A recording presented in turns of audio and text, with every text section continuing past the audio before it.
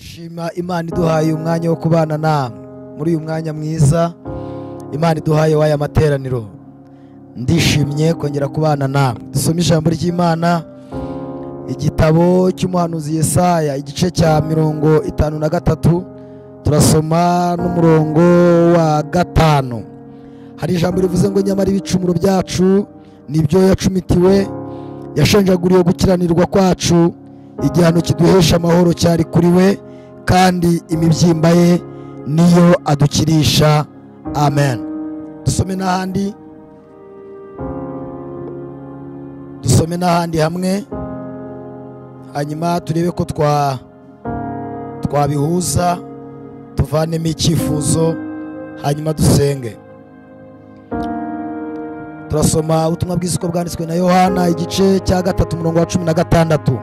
Haravuze ngo kuko Imana yakunze abari misi cyane byatumye itanga umwana wayo w'ikinege, kugira ngo umwizera wese atarimbuka ahubwo ahabwe ubugingo buhoraho. Amen.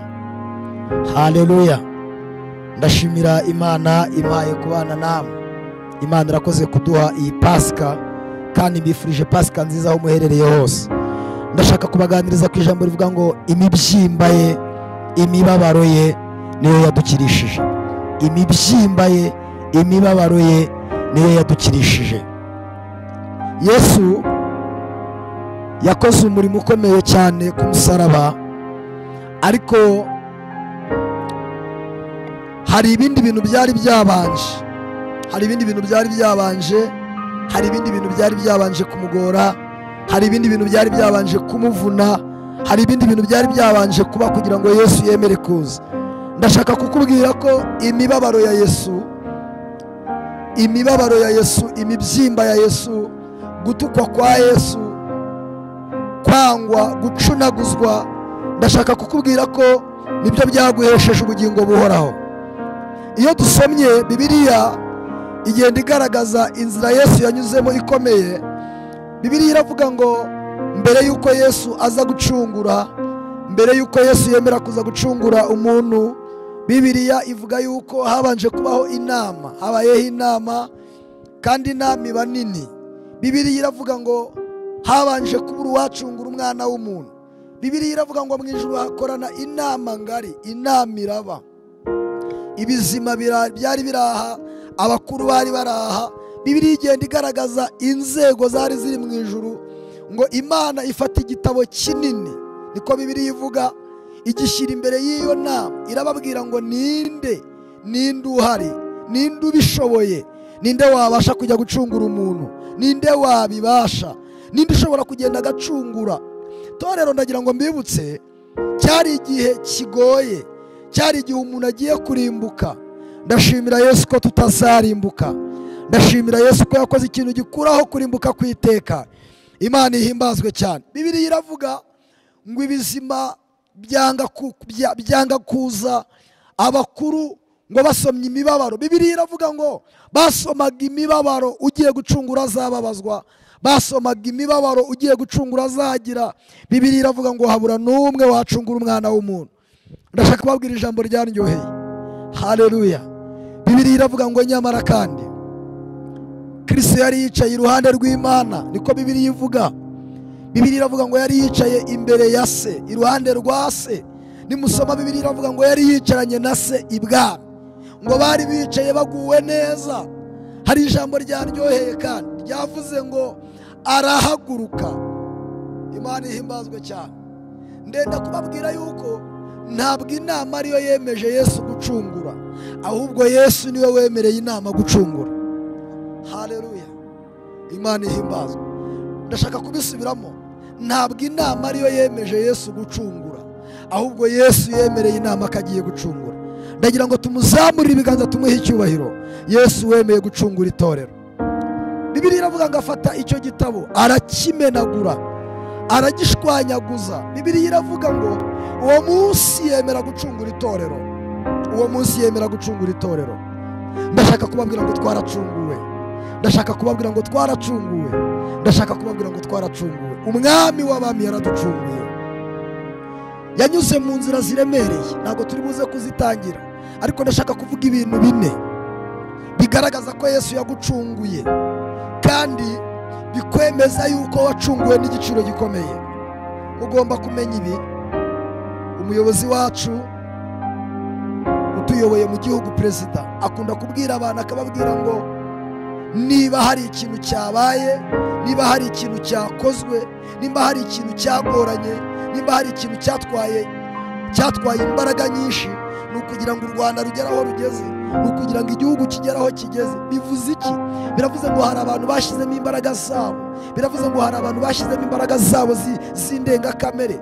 Mugomba kumenya ko niba hari ibintu byubatswe, niba hari ibintu byubatswe hakoresheje imbaraga z'indengakamere, bigomba kurindishwa izindi mbaraga z'indengakamere. Mugomba kumenya ibi rero, kugira ngo Kristo abone itorero yakoresheje imbaraga z'indengakamere. Natwe tugomba kuzirikana ubwo buntu yatugiriye. Haleluya! Tugomba kuzirikana izo mbaraga yakoresheje, natwe tukarinda ibyagezweho. Hari ibintu nshaka kuvuga bine bigaragaza imibyimba ya Yesu, bigaragaza kubabazwa kwa Yesu, bigaragaza ko yakoze ikintu cy'indengakamere. Icya mbere, yakuyeho ibitambo n'abatambyi. Imibabaro ya Yesu, imibyimba ya Yesu, gukubitwa kwa Yesu kwakuyeho ibitambo, gukuraho n'abatambyi. Ubu ikiro cy'inyama kiri ku mafaranga inaha 5,500. I Kigali haraho nagiye nsanga zigura 800. Noneho wibaze ko mbere yuko Yesu aba igitambo, umuntu yasabwaga imfizi, ikimasa, umuntu yasabwaga inuma y'intunguru. Ubu ngewe nta hantu meruka kubona inuma, sinzi ni bamwe muheruka kubona inuma, nge nta hantu meruka kuyibona. Ikimasa kiri kuri miliyoni cyangwa 800,000.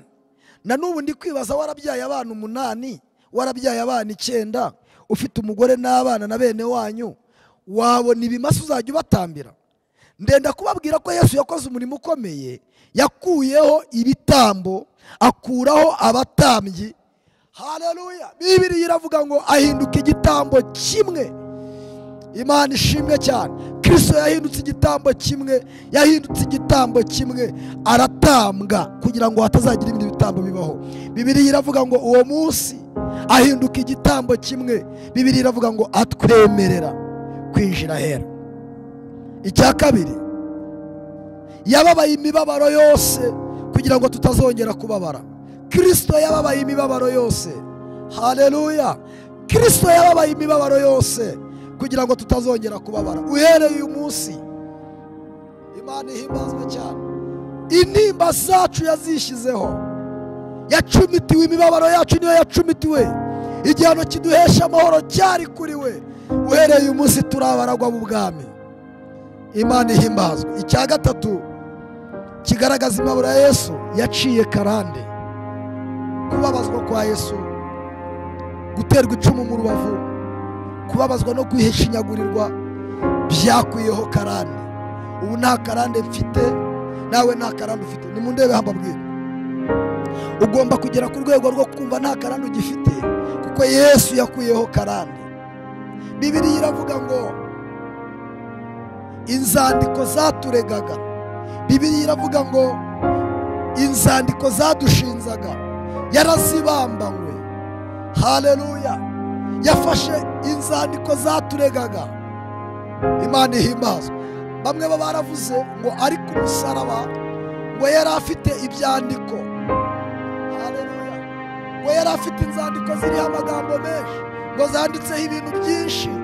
Iyo usomye Bibiliya ivuga amagambo aryoshye, iravuga ngo izo mpapuro zari zaturegaga. Ndashimira Yesu ko impapuro zaturegaga yazibambanywe. Uhereye uwo munsi nta karande y'ubusinzi, ibi bintu by'amakarande bakubwira ngo uriho, uyu munsi nta karande ufite. Pasika yacu itwibutsa ko Yesu yabambanywe karande. Imana ihimbazwe cyane. Icya gatatu, twahawe umunezero w'ibihe byose. Kubabazwa kwa Yesu kwaduhaye umunezero w'ibihe byose. Ukwiriye kugira umunezero w'ibihe byose, kuko Yesu yakoze ikintu gituma utazongera kugira karande. Ukwiriye kugira umunezero w'ibihe byose, w'ibihe byose.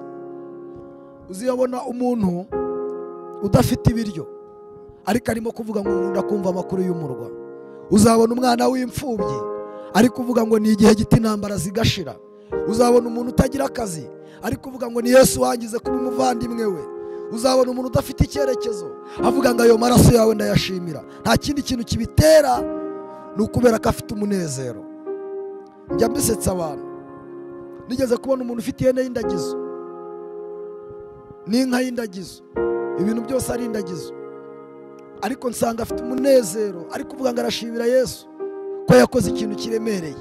Ntabwo tunezerwa kuko twabyaye, ntabwo tunezerwa kuko twize, ntabwo tunezerwa kuko dufite akazi, tunezerwa kuko Kristo yabambwe. Hari ikintu nahoze mbwira abantu ejo bundi, narababwiye ngo ntabwo dukundira Yesu icyo azaduha, dukundira Yesu icyo yakoze. Ahantu atujyana ni heza kuruta aho turi. Niyo mpamvu Yesu akwiriye gushimirwa icyo yakoze, adakwiriye gushimirwa icyo azakora. Hanyuma rero, icya kane Yesu yakoze kigaragaza ko kubabazwa kwe n'imibabaro bye byadukijije, yatwemereye kuzagera mu bwami bwo mu ijuru. Pasika yacu yakinguye amarembo y'ijuru. Pasika yacu, umusaraba, niko umuririmbyi yaririmbye, yaravuze ngo umusaraba niwo bendera ryacu, twabakijijwe twemeye n'isoni zawo, niyo utuneshereza. Nta mpamvu yo gutsindwa, nta mpamvu yo kuneshwa, Kristo yaduhaye intsinzi. Yakinguye amarembo y'ururembo, haleluya, kugira ngo twinjire mu rurembo. Yakinguye ururembo kugira ngo abantu bose bazamwizera. Imana ihimbazwe cyane. Bazabona ubugingo buhoraho none no mu gihe kizaza. Ndenda kubabwira ijambo riryoshye, nimundebe hano babwire, Kristo yakoze ikintu gikomeye. Ndagira ngo babwire ngo ntimutinye urupfu. Kristo gupfa no kuzuka byanesheje urupfu. Tuva mu marembo twinjira mu rurembo. Aho tugiye ntibapfa, aho tugiye ntibasaza, aho tugiye ntibananirwa, aho tugiye ntibacogora, aho tugiye ntibazananirwa. Iyo tujya ni heza. Kristo gupfa no kuzuka byakuyeho urupfu rw'iteka. Ndagira ngo dusenge, tubwire Yesu ngo warakoze, n'ibyimba yawe yaradukijije, gucumitwa kwawe kwadukuyeho urubanza, twabonye ubugingo buhoraho none no mu gihe kizaza. Ndagira ngo munyemere dusengane muri iyi Pasika. Utega ibiganza, ubwire Yesu ngo mushimiye umurimo wakoze, ubwire Yesu ngo mushimiye ko wakoze ikintu gikomeye, ubwire Yesu ngo mushimiye ko wakoze ibintu isi yari yananiwe, ubwire Yesu ngo mushimiye ko wakoze ibintu amafaranga atakora, ubwire Yesu ngo mushimiye ko wakoze ibintu isi itari bukore. Haleluya.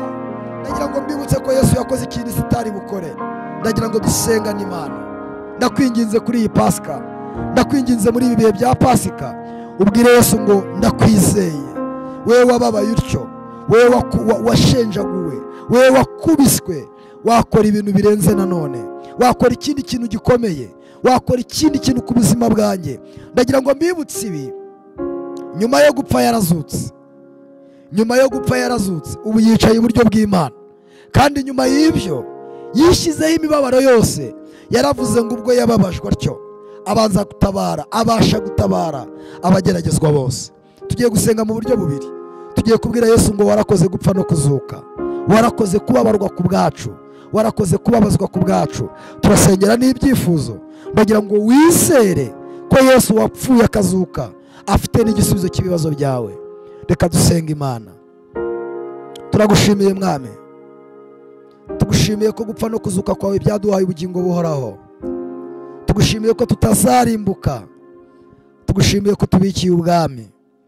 Wabaye igitambo kimwe, ukuraho ibitambo n'abatambyi.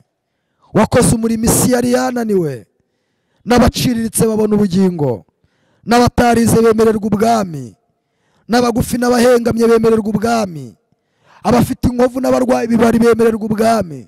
Twemerewe ubwami muri Kristo. Uhimbazwe ko wapfuye ukazuka, uhimbazwe ko wababajwe ku bwacu.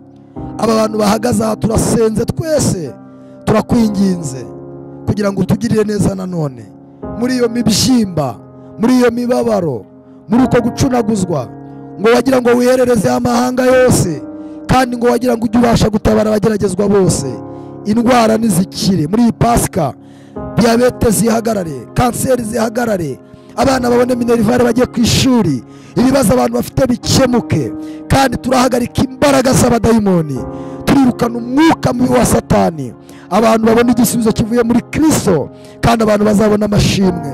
Urakoze ko wumvise gusenga, kandi urakoze ko ukoze ibintu biremereye.